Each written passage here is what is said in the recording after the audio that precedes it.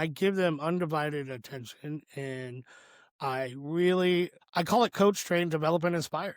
So, Yeah. you coach the opportunities in the moment. If Yeah. somebody's doing something Yeah. wrong or they make a mistake, we got to coach that in like those opportunities in the moment. Leadership isn't failing because people don't care.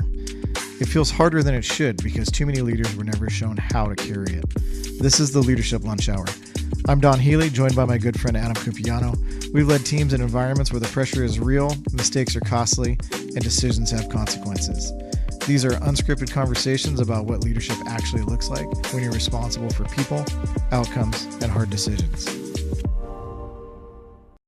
All right, here we are. This is actual episode 1 of the Leadership Lunch Hour podcast. We did an episode 0, really, that was getting topics on the table and figuring out what this podcast was going to look like. And I got to say, we weren't planning on releasing episode 0. That was a brainstorming session and an opportunity to give us some material to extract topics from. But, we put some shorts out there and it was pretty freaking unbelievable, the response. I feel like, number one, we've got a ton of people from our history that love and care about us and support what we're doing and doing this podcast. And then number two, I feel like there's a lot of things that we're saying, as raw and gritty as it may be. There's a lot of people that want to hear what we have to say. There's a lot that resonates. So that leads us into episode 1. Adam, you got a couple reflection thoughts on episode 0? It was fun.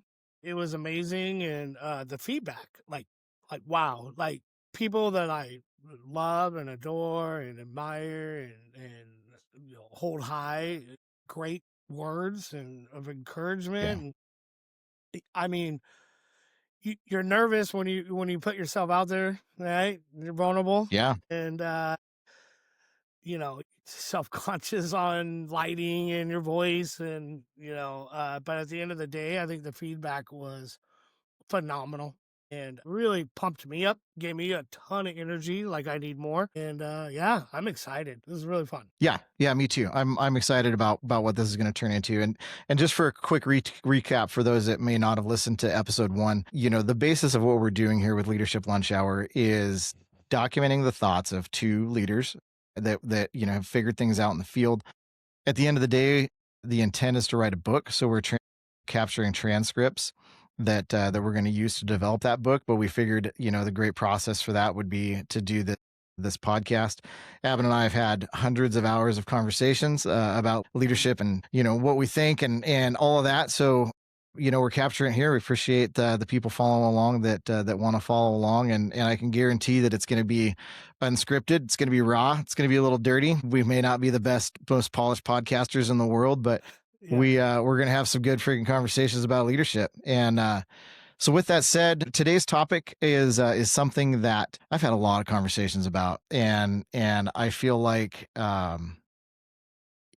every conversation comes back to accountability. Like, we're in such a weird world right now where accountability is a weird thing. And there's a lot of people, if you have conversations with them, that if you read between the lines, they're just saying, man, I wish there was some accountability. I wish, leaders would hold people accountable. I wish I had some leverage to hold accountability. And Adam and I, we've got some differing views, and we've got different experiences, and we've also got alignment on accountability. And so, for today's episode, I figured that was a great place to dig in and really dive into our thoughts on accountability.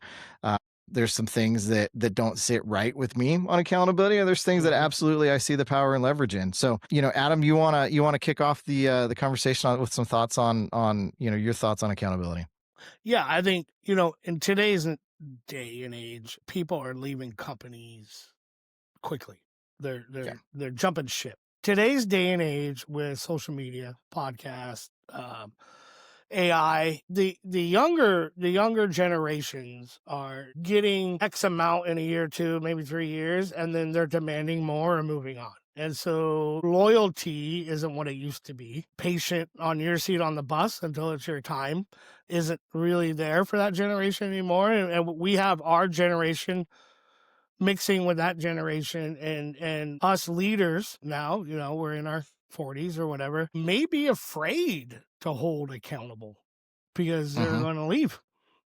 They're just Yeah. going to jump ship. And so, Yeah. how do we navigate that and still hold people accountable to, I don't know, maybe the mission or whatever for the company or the goals or metrics, right? We talk about metrics or key performance Yeah. indicators in a lot of places. And how do we drive success through accountability and servant leadership and not have people jumping ship every time you turn around? And look at the college sports world, especially football, the NIL deals. You don't hold players anymore. There's no brand loyalty. There's no, hey, I'm going to stay with this team for my whole college career. Money talks. And now they're in their transfer portal every year, and like, it's just really, to me, is ruined the sport. And then in the business world, it's kind of the same problem. So how do we do that? Right. Would you agree? Um, would you agree can't have accountability without vision? You have to have somebody creating a vision and create accountability to line behind that vision. Yeah. Well, buy-in. You got to create Yeah. buy-in, which Right. is the vision, right? What is the vision? Right. What people want more and more today is the roadmap in front of them of their career, their path. What Yeah. can I reach? When can I reach it? And Yeah. is it going to be in my time frame? Yeah. And yeah, absolutely. Yeah, along that train of thought, there's nothing worse than being held accountable when you don't know what the mission is, right? And Right. and I think we see a lot of that. I think we see leaders that they patty cake around the vision. They don't, for Mhm. whatever reason, they want to be political about a vision. They don't want to be really clear and down and dirty on what the vision is. And then they're frustrated because their team is not executing on that vision, and then they start having conversations about accountability. Well, how do I hold people accountable? Well, the first thing that you've got to do is you've got to have a clear vision, and you've got to tell the people the vision. Um, I can't remember what the statistic was, and I believe it was Patrick Lencioni that made the statement. That he'd done research and asked leaders how many times that they had talked about their vision to their team, and the leader was like, well, I rolled it out. And then the team was like, I have no idea what he was talking about, right? And you've got to, as a leader, you've got to, before you even talk about accountability, you've got to be able to present that vision, and you've got to talk about that vision in almost every single conversation Yeah. and be aligned in what that vision is, so that the team knows exactly where they're going. And I'm not talking about micromanagement and explicit instructions. I'm talking about vision of what we're doing, why we're doing it. But I've experienced this. I've gone back and I've asked team members of, like, hey, did you follow what I was talking about? And they're like, you talked about that, right? And so, like, every weekly meeting, every conversation has got to have seeds or pieces of that vision before you even start talking about accountability, right? Right. Yeah, exactly. And even with coaching sports, right? So what's the game plan? Right. What's the game plan? What's the game plan? How are we going to attack Yeah. this? How are we going to achieve this as a team? And I really think, again, I'm going to reference 80s cartoons. One of my favorites is GI Joe. At the end of each episode of GI Joe, what do they say? Knowing is half the battle.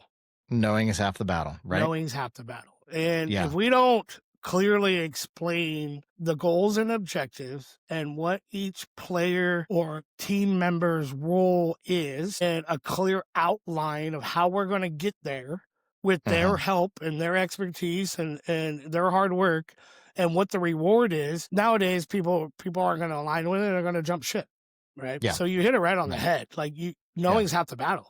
You got to know. You got to know why, and why are we doing this? And yeah, So you touched exactly. on something that that I'm super passionate about it, and that's team accountability, right? Yeah, We talk a lot about teamwork and accountability, collaboration, but there is a massive amount of leverage that comes from team level accountability. yeah, Having goals and metrics and direction being on the table at a team level. One thing that we used to do is we had a weekly team meeting, and it was super powerful, and everybody's goals were visible on the board, and there was the sideways glances, when somebody didn't meet their goal, what they stated that they were going to make. I think as a leader, being able to foster and grow that team pressure to create that accountability. I think that's one of the very first layers in creating accountability. We'll touch on personal accountability and that, but Adam, in your experience, you've been through a lot of teams, you've coached a lot of teams. What's your perspective? What's your thoughts on team accountability? It's everything. It creates healthy competition for one, right? Especially in our industry, in our world, we're A-type competitive personalities. We want to win. We want to Yeah, win. But at the same time, it creates team involvement. Like, yeah, hey, there's buy-in. individual goals, and then there's the team goals, and then there's the company goals, or whatever it may Yeah, be. So just like coaching, I coach football, baseball, and wrestling. And at the beginning of every season, we do a breaking bread as a team with parents and family members, like, get together. And yeah, we write down the team goals. So from obtainable goal to mid-range goal to a big, hairy, audacious goal, right? A yep, a BHAG, BHAG. right? Yep, And yeah, and then we break it down even further that each member on that team has three goals that are going to align with the three team goals so they can help drive their personal goals and the team goals, like, coincide with each other. yeah, So, hey, I'm going to make every practice, or yeah, I'm going to do extra this to achieve this. And I started that 8, 9, 10 years ago with my sports teams. Like, hey, what's our goal? yeah. Oh, we want to win state championship. Okay, well, Okay. that's high. Yeah, So what's goal number one to get there? Well, we're yeah, gonna attend every practice, or we're yeah, gonna do this, this, and this. And do we always attain that big, hairy, audacious goal? Do we always, like, accomplish it?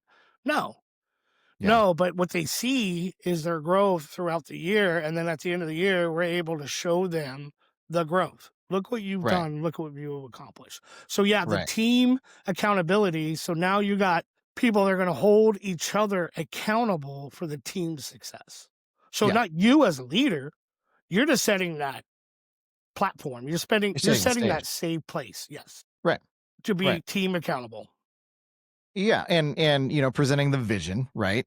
And then allowing the team to set those goals. And this is pretty timely. We're coming into the new year, and there's a lot of people that are thinking about goal setting and those sorts Mhm. of things. And especially when you're team goal setting, I believe that it's vitally important for the team to have a level of buy-in in what the end number is of that goal. If as a leader you're dictating and you're telling the team, okay, well, you're going to get 100 units this year, or you're going to do a weekly meeting, and you're going to do this and you're going to do that, the Mhm. buy-in's going to be super low, and it's going to be a grind. People are going to hate Right. it. Having a strategy to at least have the team set the metrics. You as a leader, you may set the vision of being like, hey, this is where I think we need to go, but as a team, you guys tell me how we're going to get there. And that's exactly Right. what you were saying that you do with your teams. Mhm. And when those people on the team say, yeah, I'm going to do this baby step every week. I'm going to do one QC, and I'm going to have somebody peer review it. No matter how small that may seem, it's a step towards the goal, and they're bought in on it, which is going to be 100 times more powerful than the leader dictating what that goal is and what the metric behind it is. Yeah, and I'm a reference to the kids I coach. Right now I'm coaching kind of the middle school age, which is a really volatile age, right? Like, they're really coming into their own. They're trying to figure out who they're going to be, and leaders are starting to emerge, right? How to lead. Right. So us coaches do a really good job of, like, leaving certain things to the natural leaders to see how they do. And the coolest thing too is, like, yeah, say football. We put out a new play. We have a playbook app for every kid. It's on their phone. No excuses. There's no paper to lose or get wet or toss in the trash. It's literally an app, and we challenge them to look at that app every week before Yeah. the weekend before first practice, so they're up to speed on the new plays and the attack plan, the battle plan for the next game. And what you see is really cool is the kids huddled up before practice. The kids that had studied the few days before are huddling up the kids that had lacked Right. time management Right. or Right. interest, and they're Yeah. pushing them along. So when practice starts, you see buy-in. And everybody, Yeah. oh, I knew that play. I saw that play. Yep, I know Yep. what we're doing. Coolest feeling in the world. So how do we Yeah. translate that to business? Yeah. Same thing. Same thing. Yeah. Yeah. Yeah. Being, clear above the board, having on the table what the goals are, having alignment, team alignment behind those goals. One thing that takes, though, especially in construction, we've dealt with construction, is getting egos out of the room. And Right. there's gotta be a level of compassion, collaboration in a team.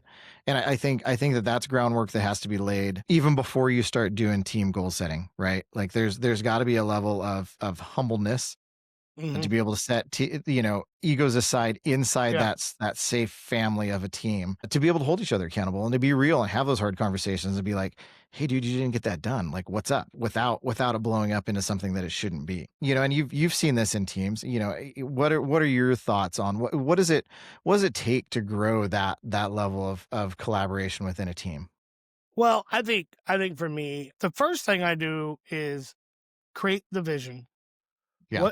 What are we here for? And then I really individually, as a leader, I'll step back and watch each player for a little bit, right? And I think Hmm. you do the same thing. You're really good at finding the seats on the bus for people and then pitting them with their other half that Yeah. really good at, like, hey, Adam, you're really good at this piece, and then hey, Joe, Joe's really good at this. Why do you don't talk to me, talk to Yeah. Joe. Yeah. Joe's going to tell you better than me, right? And then, hey, Joe, hey, I need help with this. And then all of a sudden, you're standing back and you're watching the team dynamic start to form. And Yeah. then competition comes. Great competition, good competition.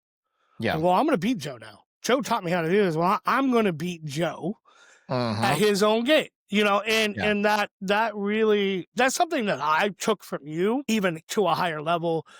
I always did that, but I always wanted to lead the team. I wanted to be like Colonel Howell in Vietnam, where I'm the first one on the battlefield. I'm going to be the last one off, right? Yeah. Where you really sat back and like watched your teams for a bit. I remember, together with our team, and just moved the pieces together that needed to Hmm. be together. And Hmm. it really worked. And I think I remember telling you, like, wow, that's amazing. And to this day, I think of that when I form a team. I like to consider myself a really good team builder. I build strong Yeah. teams. We win a Yeah. lot, Absolutely. you know, Yeah. and that's it. I put together people that need each other without them knowing, Yeah. and then let them Yeah. form it. You don't have to micromanage every sense and form of the team growing together and becoming strong. Yeah. You have to be the setter, the foundation Yeah. setter, and you Hmm. got to monitor it and move it in micro movements so it doesn't seem like you're being micromanaging or anything like that. Yeah. But you don't have to be the one like bringing the team together for a rally cry. You got a No. rally guy, right? You got a rally guy. Yeah. You got a metrics guy. You got a guy that's consistent, does everything the Yeah. same. It's never down, never up. And then you got the guy that, just rattles everybody's buttons for fun and pushes those buttons just to piss everybody off, and it's great. And long as Yeah. you can control how far that gets out of control and keep it Yeah. in a good spot, that's the foundation, I think. I think Yeah. that's the foundation. Yeah. Well, part of what you're talking about is embracing the strengths. You're And right. as a leader, it's really easy. We're all critical of ourselves. We all look at our weaknesses. And as a leader, if you focus on the weaknesses of your team and that's all you focus on, you're going to miss all the strengths. Terrible. Yeah. And so you have to have that ability to look at your team and really genuinely see where they bring value and embrace that. And it's funny that we're talking about this in a conversation about accountability, right? Accountability is automatically tied to fixing the weaknesses, which I wholeheartedly disagree with. But as a leader who's building a team, you have to look at the strengths and you have to look at how to combine the strengths and share the strengths and get some of those strengths to rub off on others to be able to grow that team as a whole. That again, that's part of that secret sauce behind the some of the parts greater than the whole. Yeah. I'm gonna I'm gonna expand on that a little bit. I think Yeah. first we talked about last time, buy-in, trust, genuine, Yeah. right? The secret sauce is proving that you're genuine about them. And that Yeah. really has to be individual, Yeah. right? That's something that I really take pride in, like to my players, teammates, whoever. I pull aside personally and I give them undivided attention. And I call it coach, train, develop, and inspire. So, Yeah. you coach the opportunities in the moment. If Yeah. somebody's doing something Yeah. wrong or they make a mistake, we got to coach that in like those opportunities in the moment.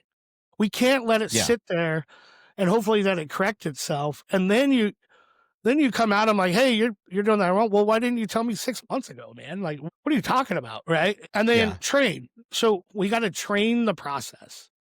So we got to train it together like a team. And that's something you really did Yeah. well. We trained the processes as a team in team Yeah. meetings together, Yeah. breaking bread. And then we were able to carry it out to our teams out in the field and then develop the strengths. That to me Yeah. is the most important part. And then you inspire their greatness. You inspire them to be the best they could be. So coach, train, develop, and inspire. You Yeah. probably heard me say Yeah. those words a million times. You ask Yeah. any one of my kids, anybody that knows me, coach, train, develop, and inspire. And the development of the strengths. Did we do this on the last podcast where we had the 3 buckets? You know, No. okay, so you got 3 buckets in front of you, and you got 20 ping pong balls. And you got one bucket 5 feet away, the other bucket 10, and the next bucket 20. The Yeah. bucket in front of you is your strengths. That's what you're really good at 5 feet. The ones that you can improve on and maybe hit a few ping pong balls is the 10 feet one. Those are Right. kind of low hanging stuff, right? Yeah. The really far one is the ones that you suck at. We Yeah. all have things we suck. I'm not Yeah. going to be good at technology. I'm Yeah. terrible. I try. I work on it every day. So if we only have 20 ping pong balls to win the game, Yeah. are we going to throw all our balls at the far bucket? Well, No. that wouldn't be smart. We need Right. to throw all our balls into the first 2 buckets, and we need to Yeah. divide those up to 2-point wise, right? So Yeah. I'm always going to throw my ping pong balls in my strengths because Yeah. that's what I am. That's who I am. And the Yeah. middle bucket is the ones that I could be really good in with the right mentorship, the right team around me, holding me Uh-huh. accountable for the things that I'm deficient in. And then the far bucket, yeah, I'm gonna throw one in there. I'm gonna throw one in there because I want to be better. I want to be better, well rounded. But Yeah. I think if you line up your whole team with buckets, you'd be surprised. You see how many try to throw those ping pong balls in that last one. They want the 100 Yeah. pointer, and, Yeah. and it doesn't get anywhere. Yeah. But with that said, let's say you've got a Joe on your team, right? And that guy is good at banging the third bucket. And if you could spend, 15 minutes a day with Joe and learn how to get 2 more balls in that far bucket, that's time well spent, right? And if you've got somebody who's got that outside trait or that other thing, try the rest of the team to rub off on that guy is key, right? That's the mentorship, guiding, leadership part of being a leader. Yeah. And I think it all comes down to individual want and need. You got to understand, on a personal level, they create that trust and buy in and be genuine on what they want. What Yeah. is their goals? I could tell you that if the team were to succeed, the team would hold that Joe accountable not to waste so many ping pong balls and time in that last bucket and to hit Yeah. the first 2 buckets for the team to succeed. I think that Joe is somebody that you, as a leader, spend more time with one-on-one to practice that long bucket throw, right? Yeah. And I think Yeah. that's what, like, every time I pull a kid or somebody aside and we spend quality time one-on, and then they learn and grow, and then they come back at you with the wide eyes and the sparkle. I did it, coach. I did Right. it. Look what Right. I did. Right. That's the reward. That's the state championship. That's the trophy. That's the whatever you want to call it, is when somebody comes back to you. I trusted you. I was vulnerable Yeah. with you. I believed in you, and you led me here. That's the accountability. That's everything, right? Yeah. Yeah. Yeah. I'd like to drop back. There's a couple of things I'd like to hit that we've talked about. One thing that I did that I feel like was unique and maybe sometimes frowned upon was I don't believe that annual or quarterly reviews are the place to talk about negatives. I think that a growth conversation should be forward looking and a conversation about growth. If you're making corrections, if you're going through a list of things that somebody did wrong in a quarterly or a annual review session, you screwed it up because you Yeah, missed all those yeah, opportunities along the way to yeah. be able to give those micro connections, and you did a disservice to that team member by bottling those up and hanging on to them for one session where you're going to berate them with everything they've done wrong. That's absolutely ass backwards in my opinion. Oh You my know, god. and Yeah. Yeah, go ahead. and I remember the looks around the table when I was like, we're gonna talk as a team. We're gonna go around our weaknesses around the table and talk about our weaknesses as a team. And then in our quarterly growth plan meetings or annual plans, we're going to talk about where you want to go. We're not going to talk about where your deficiencies are. What are your thoughts on that? Yeah, I you hit it right on the head. I come from many places that, you sit down with your quarterly review and you're in shock as an employee to my Right. leader, like, "What? Dude, we talk every day. You could have told me this." Or you're forced to write your own, Yeah. and then you get minimal back. Like, you write your own review or whatever, and then you get minimal back or something like Yeah. totally out of left field that you had no idea about, and is so frustrating. And it was so upsetting all the time Yeah. that, for me, even my kids that I coach, when we do our end goals, I always try to put more what they put in. So what I tell Yeah. my people on any setting I'm at, like, what you put in your reviews, self review, I am going to put more in to the Yeah. feedback. Yeah. The second thing is, somebody told me a long time ago, many, many, many years ago, I'm not going to name names or anything, a review should never be a surprise. No, nothing should be a surprise. They should be celebrating the wins, Yeah. correcting some opportunities to be better, and rehashing the plan to grow. Like, where are Yeah. we at on growth? And that should Yeah. be it. That should be Yeah. it. Yeah. There shouldn't be any surprises, any people say mistakes or doing, not doing well in certain areas or not achieving this or whatever. To me, they're opportunities to be better. Again, if the surprise is in the review, then you're not being genuine and you're not communicating, and you're not fostering a strong, accountable team. No, and the way I look at it too is what a great opportunity to get some insight from your team member on what they want.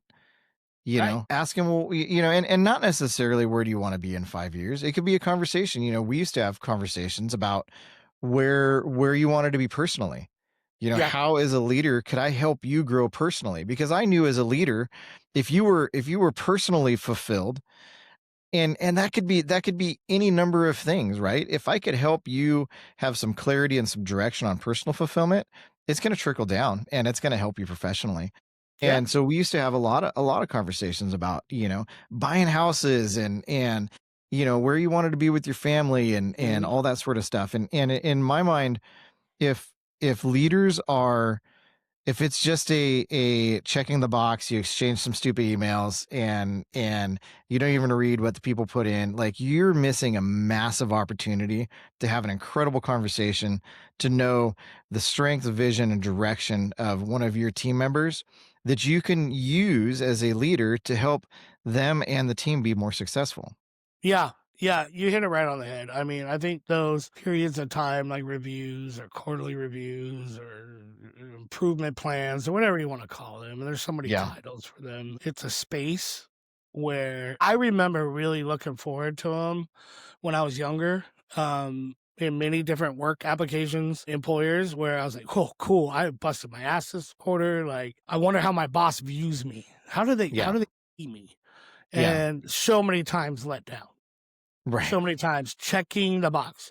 Well, Yeah. you met this goal and you didn't quite meet this goal. Well, I'm going to put meet expectations and here's your 25 cents or whatever it is, right? Yeah. And Yeah. you're like, dude, like That was I it. came in early, I stayed late, I worked overtime, I covered people, you want to shout this out as that person, and then you look at your leader at that point in time is it's your boss, right? It's your Yeah. manager. They're not a Yeah. leader. They're not leading you to anything. Right. They're bossing you to be better. Um, and you're just like, my cup's empty. The cup Yeah. has to be full on both sides. You got to Yeah. Yeah. fulfill the company you're working for, or the team Mhm. you're on, or your wife at home. There's something I tell my children, my older children, all one's married, and they asked me like, what's the success of your marriage? And the cup has to be full on both Right. sides. Yeah. Like Yeah. I expect my cup to be full as I fill the other person's cup. And Yeah. that's being genuine. And that is thinking, for the other person and their growth and Mhm. what they want and need. That's Right. listening, and that's also holding accountable and having hard conversations at times that are Yeah. real. They're Yeah. not to punish or scold, but it's to understand and seek and get better. And Yeah. yeah, that's how Yeah. I view it. We've talked about this before. I really don't like the term hold accountable. Like Right. as much as I embrace accountability, when the conversation turns towards when somebody says, "Well, how do I hold somebody accountable?" That sends my mind reeling in all of the negative things and the things that haven't been done and the missed opportunities to be able to create accountability, which then, if all the layers of defense fail, then that's where you hold somebody accountable. But so many managers and leaders go to holding people accountable as the first line of defense, right? They're not seeing all those other little pieces of the puzzle. And yes, there is a spot for holding accountability when everything fails as a leader. You ultimately end up having to hold the line to the vision, right? But and Adam, you've got a really great term that you use, fear and intimidation, And guilt. that really fits, that term of managers holding people accountable, right? Yeah. So, we've all had those bosses that really lack self-esteem, in my opinion, and really lack probably some empathy and genuine leadership and care for their people. And they're afraid to be exposed for their lack of even understanding anything like the plan or the purpose or the mission. And what they did is they surrounded themselves with people that were way better than them, which you should as a leader. I've Mhm. always agreed with that statement. Like, Yeah. surround yourself with people that are stronger than you. Yeah. But there's two sides to that coin. Yeah. There's people that are fakes. They lead with fear, intimidation, and guilt. There it is. They fear you and your job and your livelihood or your bonus to achieve goals. They intimidate you, right? Yeah. They intimidate you to what you're not for the company, you're not loyal, you don't want to stay late and accomplish this or whatever it may be. Right. And they guilt you. Hey, you're going to get me in trouble. I'm going to lose my job. Da, da, da, da. Yeah. And then what you find out too is like all the great things you did, they took all the credit. Right. Because when they Right. fall, because they always fall, Yeah. always, there's nobody underneath them to support. So when it all comes to light, they fall. And yeah, and then come to find out, they took all the glory, they took all the credit. They moved up in the Right. company. You stayed still. They kept you under Yeah. a thumb. And then there's the flip side. There's the inspirational servant leader that lifts everybody around them and they lift with their people. Yes. Their Yeah. people are going to lift them naturally Yeah. as you lift them higher. So Yeah. to me, and I'm not a CEO, I'm not a Super Bowl champion coach. I'm a dad, 46 years old, I'm Yeah. doing my thing. But for me, if I truly want your career to be better than mine or truly believe that your goals and aspirations and dreams are more important than mine and I approach you in that genuine manner and I Yeah. truly am honest you're going to hold yourself accountable because you know that I am holding myself accountable by putting you ahead Yeah. of me. Yeah. And naturally, when you rise, I'm going to rise with you because that's how it works Yeah. naturally. Yeah. And the higher you get, I want to see my guys coaching kids. I want Yeah. them to hold up trophies in high school that they Yeah. won. I want the people I've worked with achieve their professional goals, be Yeah. a owner of their own business and handing out awesome awards one day or whatever it may be. I genuinely care about that. And then what happens is it creates buy-in, trust, Uh-huh. accountability on its own. You're going to hold Yeah. yourself accountable for the people that you know are for you genuinely. They really Absolutely. care about your success. And working with you, you 100% cared about my success.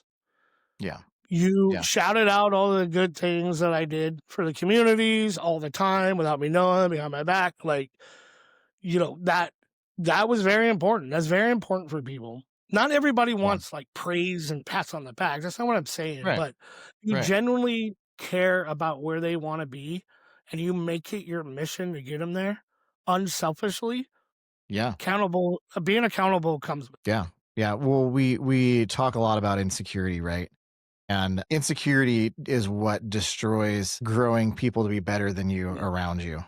And that's a number one killer, right? I've always tried to look at things from a position of I want the people around me to be better than me. And honestly, like even if they took my job, that was that was not my mission was to my mission was to grow the people around me because I cared about them, right? And Adam had, in my tenure, if you had, I would have loved to work for you. Like I would have been Yeah, so stinking proud that we'd been able to work in that capacity. Well, and it's almost that way now, right? Like I'm it super is. proud Yeah, to be able to support prior teammates of mine in services that I provide. Like it- you know and I don't know that we have the time to get into this episode, but like I don't know, and I'd love to have the conversation with you of how do you grow security in a leader, right? Like we talk a lot about leading leaders and in the trajectory, especially in construction, right? You go from leading subcontractors, which is one leadership strategy, to leading other leaders. yeah, And there's a lot of struggle in that transition. And honestly, I think that this could go out to broader business, right? You're a team level leader, and then now you're a director, you're a manager, or you're a yeah, president. yeah, And leading leaders takes a whole different set of skills.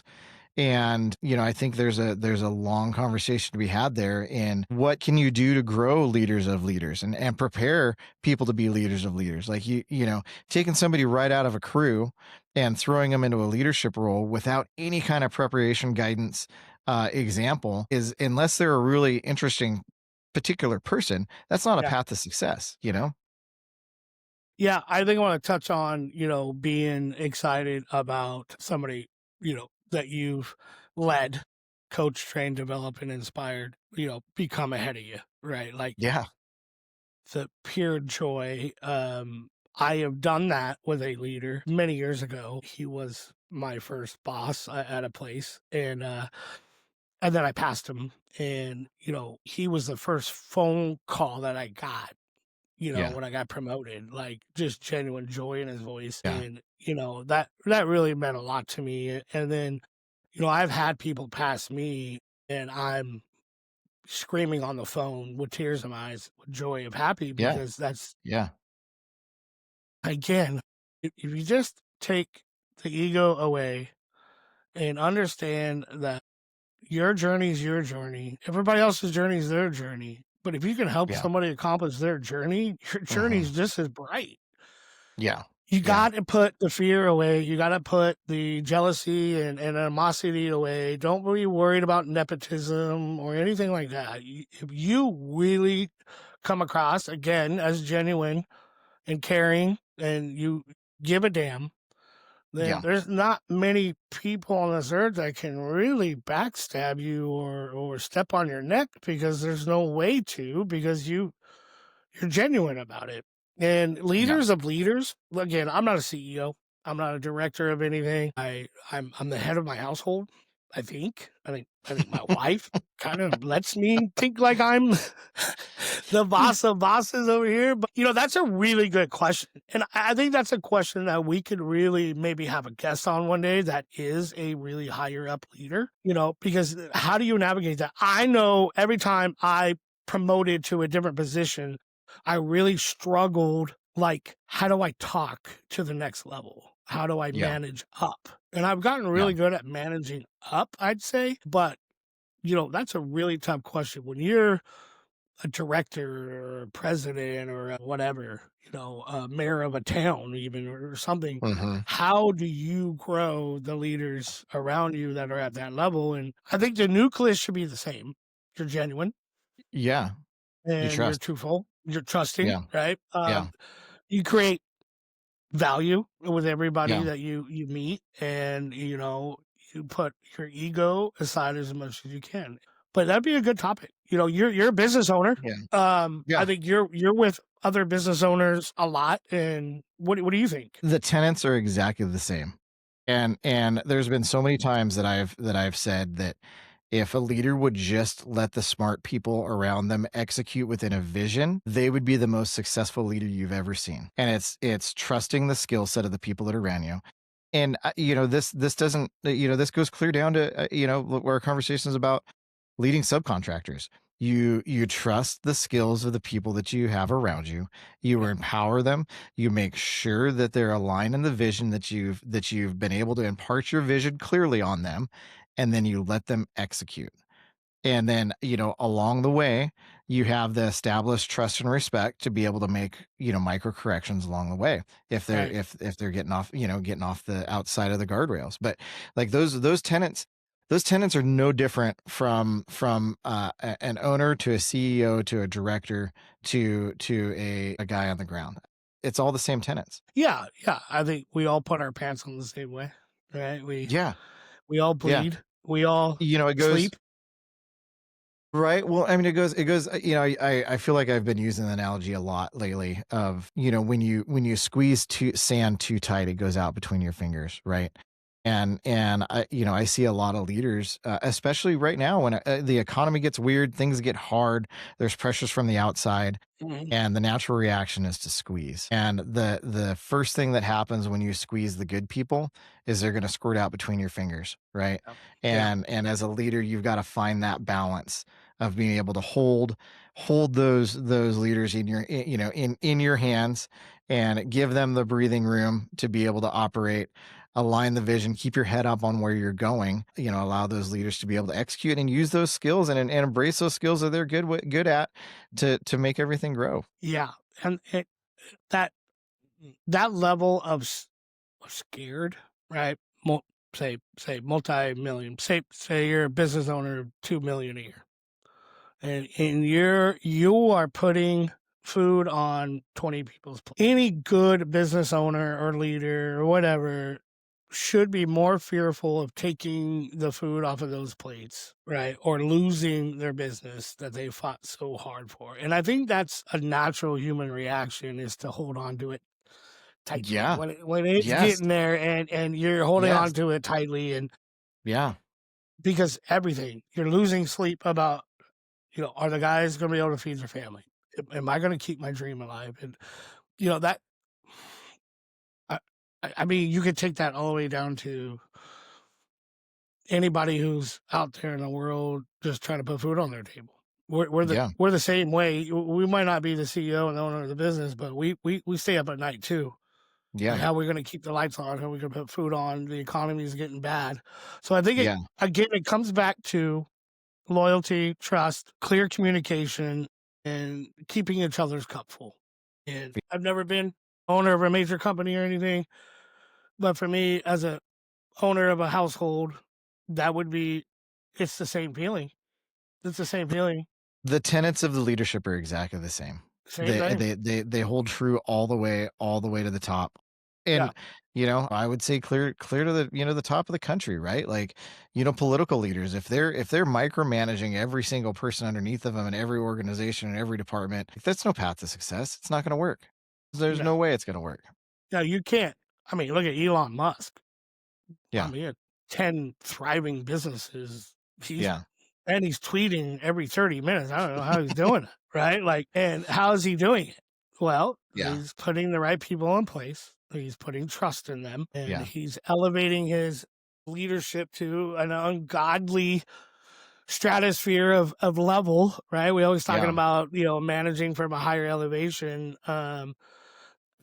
That takes a lot of trust, takes a lot Yeah. of fortitude and ego put away. I would imagine, never been there, but managing several sports teams and a career and a family, and people ask, my wife and I, how do you guys do it all? How are you on this board, and you coach this, and you're doing that, and you got a full-time jobs, both of you, and then she's going to school for this, and how do you do it all? How is there enough hours in the day? And Yeah. you always have to rob something to give to something else. So Yeah. yeah, Yeah. it's our house. It looks Yeah. like it could use a few hoarding sessions with like the common areas are taken care of, and we're living out of a laundry basket. But at the end of the day, the priority, we're never here. So the Yeah. priority is those things that we choose to be involved with. And that's how, I guess that's how you would do it, is what's Yeah. the priority? It should be your people Yeah. and your customers, or if you're a coach, it should be your players, right? Yeah. And then the Yeah. town you live in, and what you're representing, that should be first. Yeah. Yeah. Yeah. We're getting towards the end of this here, but one thing on the accountability piece that I wanted to talk about, we touched on it briefly, was metrics and SOPs. And it's funny, um, when you talk about my leadership style, there's a lot of reference to metrics and structure and SOPs.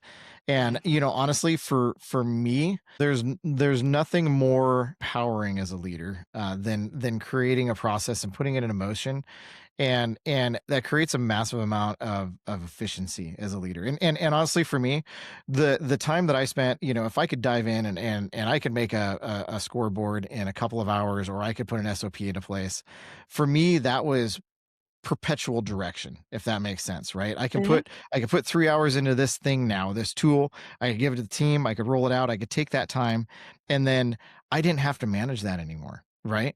I didn't have to keep track on a notepad in the back of my truck what the metrics were and who was doing what. Like, I put a system into place to be able to free me of that. And there was twofold benefit in that, right? Like, Mhm. the Yeah. team now has clarity, and they have all these things, these metrics they can work towards. But then also it gave me as a leader peace of mind that there was a machine running to be able to keep moving that ball forward, right? And that was always my mindset behind creating metrics and SOPs and putting things into writing and creating a tool, was being able to create that perpetual motion that stayed in place, because we know how many things get rolled out, right? Like, hey guys, Yeah. let's do this. This is the Yeah. thing. This is how we're going to do this, right? And The if it's newest not and written greatest. down, Yeah. if Yeah. it's not written down, if there's not some piece of collateral that's put into place to keep that going, it's gone Yeah. in 3 weeks, Yeah. maybe 3 weeks. It Yeah. might be gone in 3 hours, right? Yeah. I think what you did really, really well again was knowing's half the battle. Kind of the why behind why are we even looking at this? Like, if you don't Yeah. know, then you don't even know. Like, you don't even Yeah. care. And the second thing is, like, he created. Nobody wants to be the anchor to hold the ship down, Mhm. right? You want to be the Yeah. propeller. You want to be the sail. You want to be a part of the sail that blows takes the wind and drives the ship in the right direction. And nobody wants to be that guy, that anchor that's Yeah. holding the growth down. And I think you did a really good job at creating that, is the why. Here's what we're doing. And then, Yeah. us guys, or the team, was really good at not wanting to be an anchor and try to Yeah. drive it forward. And that happened Yeah. naturally, right? Yeah. Yeah. Yeah. Yeah. I mean, I would say that, that's when you create the right environment in a team, that's natural human behavior. If you have the right players that are on the team that have the right mindset, they're gonna align behind a direction. And Yeah. especially when they have, again, we go back to buy-in. When they have buy-in on a goal and a direction and their voices have been heard in what that direction is, then they're going to move it forward. They're going to move the ball forward every single time, right? Like who would, have a collaborative meeting with their team and say, you know, we're going to do X number of inspections a week, right? And then be like, nah, I'm not doing that anymore. Like, when you put those pieces together in the right order, then yeah, you have motivation and buy-in, and everybody's going to move that ball forward. Yeah, and also there was no individual alienation. Like if you saw a team member struggling on a metric, you reached out to them and you're like, "Hey, how can I help you?" Or Yeah, something you always did well was like, "Hey, man," you would call, later during the week or whatever. "Hey, man, you should reach out to so and so. They're really good at this. And I think you can learn yeah, from them." And instead of going, "Hey, man, you need to figure it out. You're failing at this, and we're the team's not making their goals, and fear, intimidation, and guilt, right? right, A fig." yeah, You suggested ways to be better.